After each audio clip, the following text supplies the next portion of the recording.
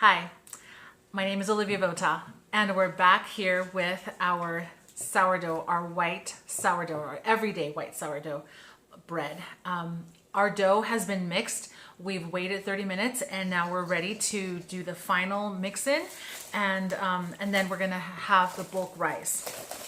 Okay, so I'm taking this saran wrap off, and I'm gonna put this on the scale. All right, I'm going to turn it on, zero it out, and then we're going to add this. We're going to add salt. This is going to be 9 grams of salt. We've already added 50 grams of starter, 350 grams of water, and 500 grams of bread flour. Now it's time to add the salt. Except that I forgot to do something, and you're going to have to forgive me because I don't want to redo this whole video. With this specific recipe, it's okay to add the salt back when we're adding all of the ingredients. You'd still have to do a 30-minute rest, right? A 30-minute pause, like we've done, but it's okay to have added the salt before. I'm gonna add it now. But because the salt is granular and it's dry and our dough is no longer really wet, I'm gonna have to add a little splash of water just so that the salt can incorporate more easily. Just a little splash of it. It's not gonna hurt it. Absolutely not gonna do anything to it. So we're gonna do 9 grams of sea salt though now, and then we're gonna work that salt into the dough. Perfect. Okay, I'm gonna get this out of the way. And I'm hoping that you'll be able to get a good view. Now I'm gonna use my fingers like pincers to sort of pinch the salt in and get it incorporated into the dough.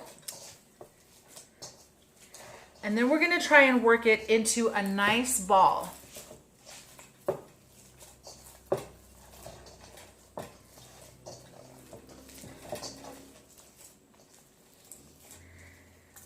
When I show you how I make my version of a country loaf, which it has a lot more whole wheat, in that instance, after we wait about 45 minutes to an hour after first mixing the ingredients, for that one we will hold back some water and salt and add it afterwards. And that's kind of where my mind was going when I was doing this. But all right, I'm showing you that it's still a nice little mass, and I'm going to now try to make this look like a nice round ball.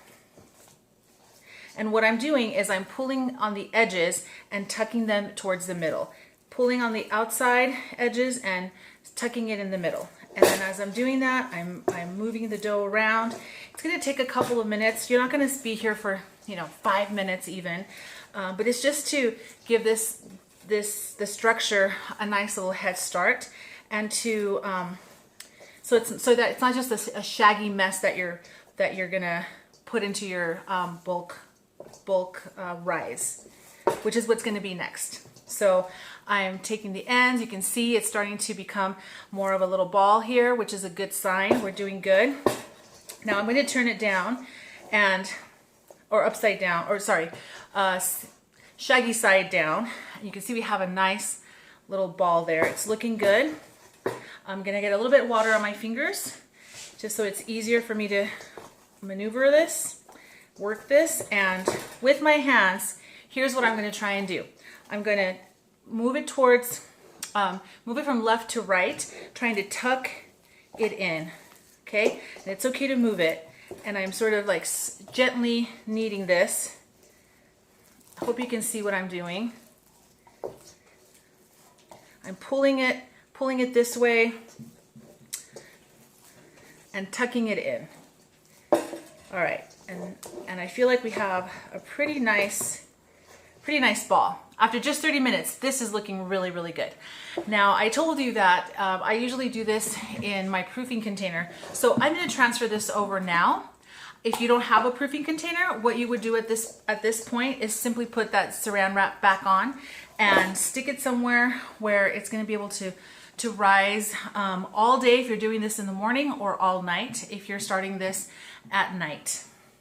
I'm going to wash my hands.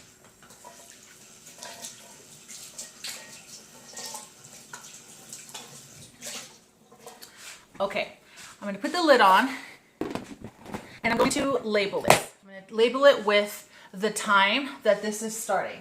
And so I've labeled it my time, labeling it the time, okay? Done that. And now we're just gonna let this rise. Like I said, if I were doing this in the morning, so let's say I started this loaf or this dough, let's say that I started at 7 in the morning, okay? I would let this rise about 8 to 12 hours. So 10 hours, you're looking at a good time. 10 hours is a good time. That's gonna give this enough time to rise. And you can see that it's where it is right now. This is gonna fill out all of these on the sides. It's gonna go a little bit higher. And that's what we're looking for. You should see lots of bubbles forming on the sides and on the bottom. If you tilt it up, you should be able to see bubbles everywhere, but you're not going to see a whole lot of bubbles on the top. You'll probably see some bubbles forming just underneath the top, but where you're going to see the most bubble action is going to be on the sides and on the bottom.